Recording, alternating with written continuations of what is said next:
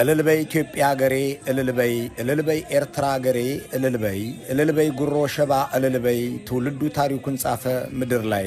ይህ የጥምር ዘመቻው ሲያበቃ የኤርትራና የአብይ አህመድ ወታደሮች የጨፈሩበት ዘፈን ነው። የኤርትራ ባንዲራ የኢትዮጵያም ሰንደቅ ዓላማ መድረኩ ላይ ወጥቶ ይውለበለባል። የሚያውለበልቡትም የኤርትራና የብልጽግና ወታደሮች ናቸው። የአብይ አህመድ ጄኔራሎችና ጭፍራዎቻቸው ከኤርትራቻዎቻቸው ጋር ሲጨፍሩ መሬት የሚችላቸው አይመስሉም። ይህንን አስደናቂ ውሎ መቼና የታካሄዱት የሚለውን ጥያቄ ከመመለሳችን በፊት ከዚያ መድረክ ላይ የታየውን ሌላ አጋጣሚ እንመልከት። የትግርኛ ዘፈን ሲዘፈን የኤርትራም ሆነ የአብይ ወታደሮች እኩል ይጨፍራሉ፣ ይደንሳሉ። አማርኛ ሲጀመር ደግሞ የኤርትራ ወታደሮች ከጭፈራው መሃል ወጥተው ጥግ ጥጋቸውን ይዘው ይቆማሉ።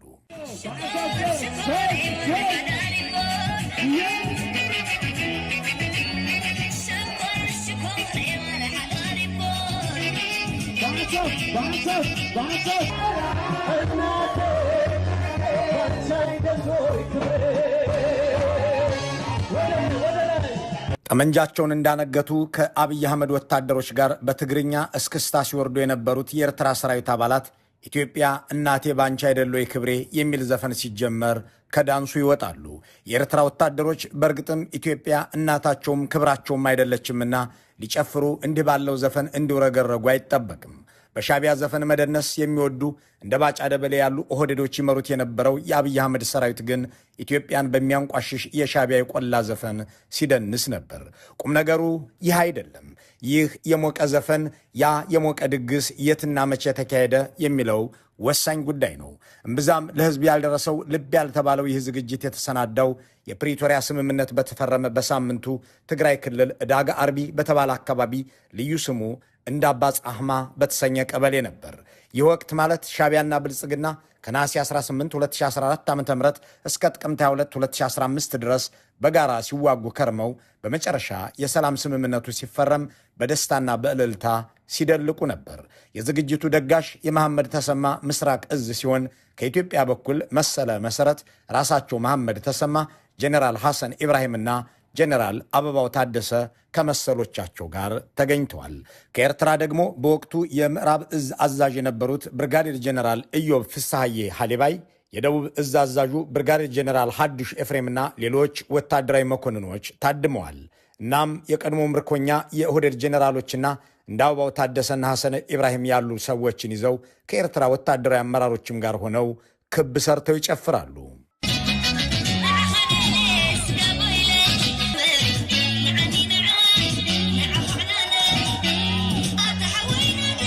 ይህ ግስ እነሱ ተሃድሶ ይሉታል። የተዘጋጀው ጁንታውን አስገድደን ለሰላም ስምምነት አስቀመጥነው ድል አድርገናልና እልል በሉ ለማለት ነበር። ይህንንም ጄኔራሎቹ ይናገሩታል። የአብይ አህመድ ጄኔራሎች ከሻቢያ ብጤዎቻቸው ጋር ሆነው በኢትዮጵያ ግዛት ውስጥ የተሰቀለን የኤርትራ ባንዲራ ከኋላቸው አድርገው ያብራራሉ። በተለይ አበባው ታደሰ የሻቢያን ውለታ ለማብራራት አማርኛቸው ጉልበት ሲያንሰው እምባም ሲከጅላቸው ይስተዋላሉ። ይህን ከኤርትራ ጋር የቋንቋ ልዩነት ሳይሆን የጠላት የጋራ በጋራ ለመደምሰስ ቁርጤን የተነሳና ተገባብተን ጠላት እስከዚህ ድረስ ሰላም ሳይወድ በግድ ሰላም ተቀብያለሁ ብሎ እስከምፈረም ድረስ የተደረሰ በተሰራ ስራና በተመታ በኃይል ነው እንጂ በግዴታ እንዳልሆነ መረዳት አለብን። ከዚህ የደረስነው ስንት መስዋዕት ከፍለን እዚህ ደረስነው። እኛም ፌደራልም ይሁን በአንድ ላይ ስለነበር ብዙ መስዋዕት ከፍለን ገብተናል። ወያኔ የፈረመው ፊርማ ትጥቁ ለመፍታት ምናልባት ትጥቅ መፍታት አሁን እንደገና ተመልሶ እኛ በጅግንነታችን ነው ትጥቃችን ልንፈታ የተስማማ ነው እያለ ነው እያወራ ያለው። በጅግንነቱ ትጥቁ የሚፈታ ግን ለመጀመሪያ ጊዜ ወያኔ ነው በዓለም ታሪክ። ደም ከፍለን ያመጣነው ሰላም፣ ደም ከፍላችሁ ተጨንቃችሁ ያመጣችሁት ሰላም እንደ ኢትዮጵያ ሰራዊት ሺህ ከፍለናል፣ እንደ ኤርትራ ሰራዊት ሺህ ከፍለናል።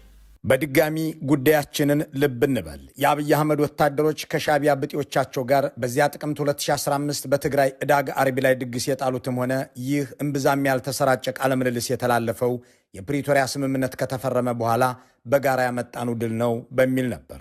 ለ2 ዓመታት ያደረጉት ውጊያ ደቡብ አፍሪካ ላይ የሰላም ውል በመታሰሩም ይህ የሆነው በጋራ ባካሄድኑ ዘመቻና በጋራ በከፈልኑ መስዋዕትነት በጋራም ባመጣኑ ድል ነው በማለት ነበር። ባሳለፍኑ ማክሰኞ ግን አብይ አህመድ ምን አሉ? ከሻዕቢያ ጋር ጸባችን የጀመረው ሽሬ እንደ ስላሴ ገብተው ቤት ሲያፈርሱ፣ አክሱም ገብተው ወጣቶች ሲረሽኑ ደግሞ የተጋጋለበት ወቅት ነው። ቁርጥርጥ ብለን የተለያየነውም የፕሪቶሪያ ስምምነት ሲፈረም ነው በማለት ይህንን ሁሉ ማስረጃ፣ ይህንን ሁሉ የጋራ ድግስና ዳንስ ክደዋል።